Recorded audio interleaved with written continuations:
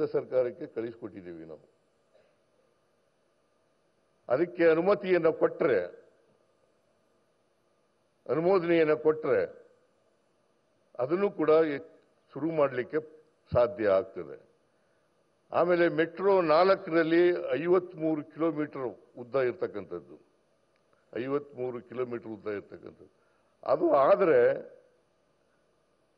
1, 2, 2A, 2B ಮತ್ತು 3 ಹಂತ 3, ಹಂತ 3ನೇ ಎ ಆದರೆ 4ನೇದು ಕೂಡ ಆಗುತ್ತೆ ಅಂತಕ್ಕಂಥ ಇದನ್ನ 2030 ಒಳಗಡೆ ಮುಗಿಸಿ 2030 ಒಳಗಡೆ ಮುಗಿಸಿ ನಾವು 30 ಲಕ್ಷ ಪ್ರಯಾಣಿಕರಿಗೆ ಮೆಟ್ರೋ ರೈಲಿನ ಉಪಯೋಗವನ್ನು ಮಾಡಿಕೊಡ್ತಕ್ಕಂಥ ಕೆಲಸವನ್ನು ಮಾಡ್ತೇವೆ. ಇದರಿಂದ ಬೇಕಾದಷ್ಟು ಟ್ರಾಫಿಕ್ ಪ್ರೆಷರ್ ಇದೆಯಲ್ಲ, ಆ ಒತ್ತಡ ಇದೆಯಲ್ಲ, ಆ ಒತ್ತಡ ಕಡಿಮೆ ಆಗಲಿಕ್ಕೆ ಸಾಧ್ಯ ಆಗ್ತದೆ. ಇದನ್ನು ಕರ್ನಾಟಕ ಸರ್ಕಾರ ಮಾಡ್ತದೆ ಅಂತಕ್ಕಂಥ ವಿಶ್ವಾಸ ನನಗಿದೆ.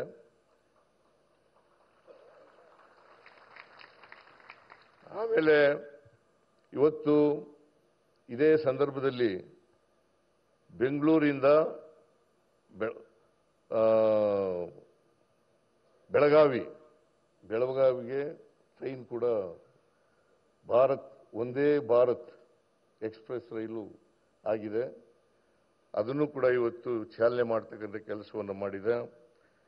ಇನ್ನೂ ಒಂದು ಅಮೃತಸರದಿಂದ ಶ್ರೀ ಮಾತಾ ವೈಷ್ಣವ ದೇವಿ, ಆಮೇಲೆ ನಾಗ್ಪುರದಿಂದ ಪುಣೆವರೆಗೆ 3 ಒಂದೇ ಭಾರತ್ ಎಕ್ಸ್ಪ್ರೆಸ್ ರೈಲುಗಳಿಗೆ ಪ್ರಧಾನಮಂತ್ರಿಗಳು ಚಾಲನೆಯನ್ನು ನೀಡಿದ್ದಾರೆ.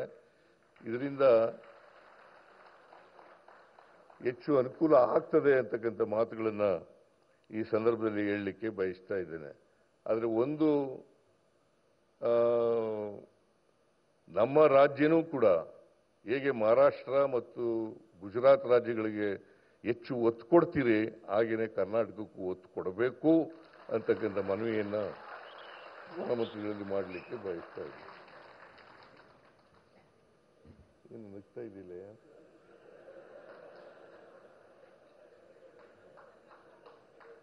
ಅಂತ ಹೇಳಿ ಪ್ರಧಾನಮಂತ್ರಿಗಳು ಹೆಚ್ಚು ಸಹಾಯವನ್ನು ಇದಕ್ಕೆ ಮಾಡಬೇಕು ಅಂತಕ್ಕಂಥ ಮಾತುಗಳನ್ನು ಹೇಳ್ತಾ ಮತ್ತೊಮ್ಮೆ ಪ್ರಧಾನಮಂತ್ರಿಗಳಿಗೆ ಸ್ವಾಗತವನ್ನು ಕೋರಿ ನನ್ನ ಮಾತುಗಳನ್ನು ಮುಗಿಸ್ತೇನೆ. ನಿಮ್ಮೆಲ್ಲರಿಗೂ ನಮಸ್ಕಾರ. ಜೈ ಹಿಂದ್, ಜೈ ಕರ್ನಾಟಕ.